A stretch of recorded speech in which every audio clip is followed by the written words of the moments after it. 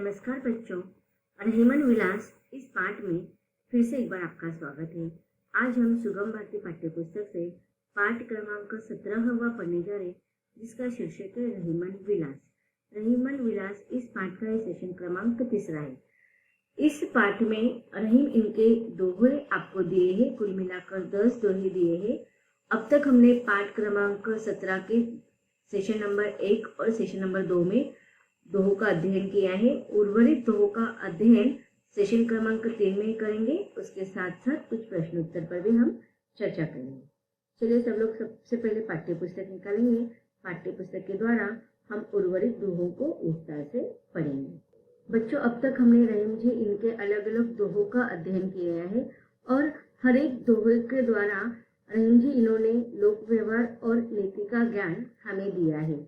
हर एक दोहों का अर्थ भी अलग अलग है और उससे मिलने वाली सीख भी अलग है। जैसे कि पहले दोहे में रहीम जी इन्होंने हमें क्या सीख दी थी, तो पहले दोहे में उन्होंने हमें कुपुत्र की दशा दीपक के समान बताई थी। उसके बाद दूसरे दोहे में उन्होंने हमें क्या सीख दी थी, उस दूसरे दोहे में उन्होंने हमें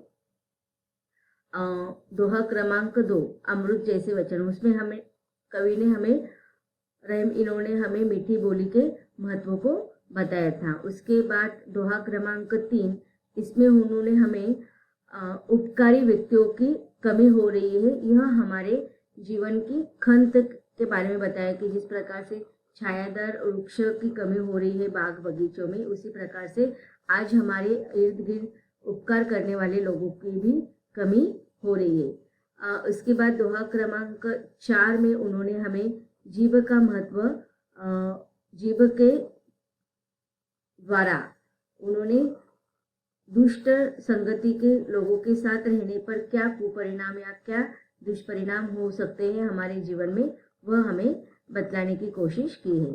उसके बाद दोहा क्रमांक 5 में उन्होंने हमें मन को केंद्रित करके कर्म की सीख देते हुए यह दोहा लिखा है। उसके बाद दोहा क्रमांक 6 में उन्होंने हमें क्या सीख दी है, इस दोहे में उन्होंने हमें समय के सदुपयोग का महत्व बताया है। उसके बाद दोहा क्रमांक 7, इस दोहे में उन्होंने हमें सच्चे मित्र की पहचान बताई है। उसके बाद हम दोहा क्रमांक 8 पढ़ रहे थे कि दिन सबन को लखत है, दिन ही लखे न कोई, जो रहीमन दिन ही लखे, दिन बंधु सम होय। अब यहाँ पर देखिए दिन का अर्थ 2 प्रकार से होता है, लेकिन मात्राओं पर हमें ध्यान देना है। यहाँ पर बड़ी मात्रा दी गई है द में, तो यह इस दिन का अर्थ हमें पहले मात्रा वाले जो दिन हम लिखते हैं उसमें दिन का अर्थ दिवस होता है, या लेकिन यहाँ पर इस दिन का अर्थ हमें गरीब से लेना है। अब गरीब जो होते हैं वह क्या करते हैं, सभी को हमेशा महत्व देते रहते हैं, लेकिन दिन ही लखे ना कोई। लखत या लखे का अर्थ होता है कि महत्व देना या उसकी तरफ देखना, लेकिन दिन लोगों की तरफ, गरीब लोगों की तरफ कोई देखता नहीं है, कभी उनके साथ पैर भरी बातें नहीं करते हैं, कभी उनको महत्व नहीं देते हैं। लेकिन गरीब लोग क्या होते हैं, हमेशा सबकी सहायता करते रहते हैं, सबके सुख दुख में जितना हो सके मदद करने का प्रयास करते रहते हैं। लेकिन गरीब लोगों को कोई भी सहायता नहीं करता है, उनको कोई भी महत्व नहीं देता है। लेकिन यहाँ पर संत रहीम जी कहते कि जो रहीम दिन ही लखे, दिन बंधु सम होय। लेकिन जो ऐसे गरीब लोगों के दुखों को जानता है और उनको सहायता करते रहते हैं, तो ऐसे दुख में साथ देने वाले गरीब लोगों के सहायता करने वाले लोगों को दीन बंधु कहा गया है। दीन बंधु अर्थात यहाँ पर दीन बंधु का अर्थ हमें क्या लेना है, ईश्वर। तो दुख में या गरीब लोगों के संकट में सहायता करने वाले या उनका साथ देने वाले किसके समान होते हैं, ईश्वर के समान होते हैं। अब इस दोहे का हम शब्दार्थ, प्रसंग और व्याख्या देखेंगे। दिन का अर्थ मैंने आपको पहले बोला है कि गरीब। अब आप यहाँ पर ध्यान देना है मात्राओं पर आपको। सबन सभी को, लखे देखता। संदर्भ आपको सेम लिखना है कि प्रस्तुत काव्य की पंक्तियां हमारी पाठ्य पुस्तक सुगम भारती भाग 3 या पाठ सुगम भारती आपकी कक्षा 8 है, तो आप कक्षा 8 लिखेंगे। कक्षा 8 से ली गई पाठ क्रमांक लिखेंगे आप। पाठ क्रमांक 17 रहीमन विलास इस पाठ से लिए गए और इस दोहे के रचयिता रहीमन जी है।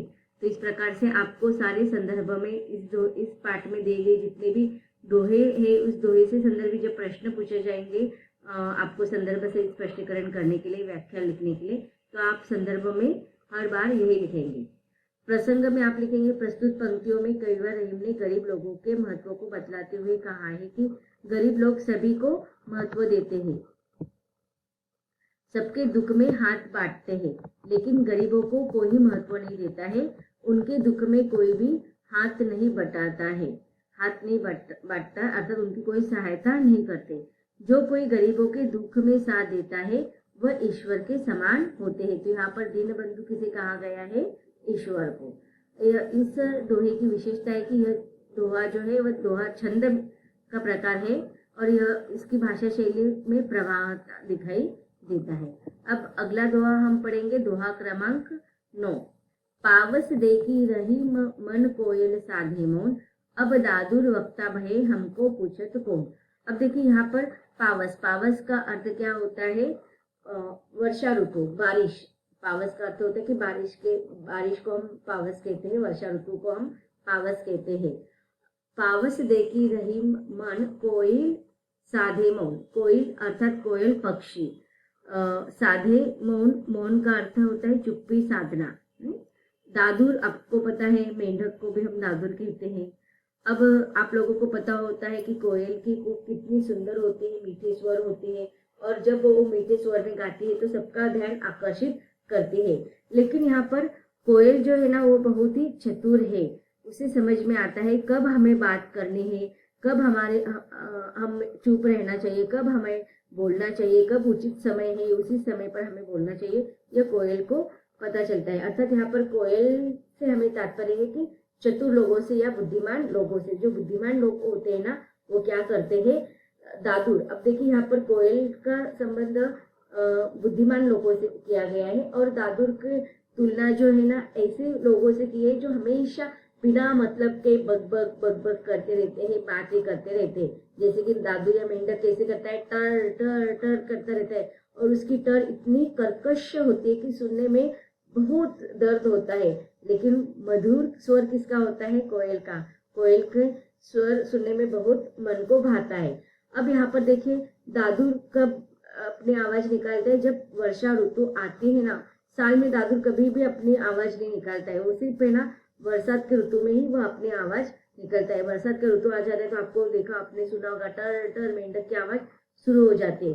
तब अब यहाँ पर कोयल यहाँ पर क्या बता रही है? कोयल के द्वारा हमें बताया गया है कि हमें समय के अनुसार हमारे व्यवहार में परिवर्तन लाना चाहिए। अब देखना चाहिए कि सामने वाला व्यक्ति इतना कुछ बातें कर रहा है कि उसके सामने हमारी बातों को अगर कौन सुन सकेगा। अब कोयल को यहाँ पर पता है कि बरसात की ऋतु आ गई तो कोयल की आवाज मेंढक के आवाज के सामने दब जाएगी, तो उसके आवाज को कोई सुन नहीं पाएगा।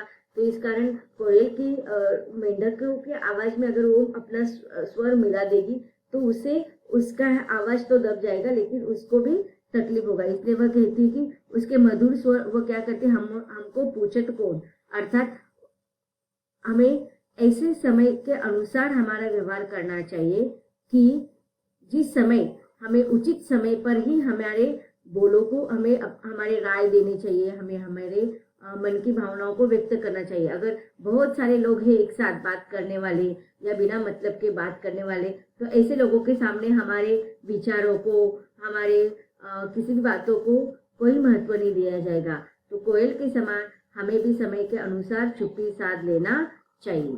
अब इस दोहे का हम संदर्भ व्याख्या देखेंगे, प्रसंग और व्याख्या।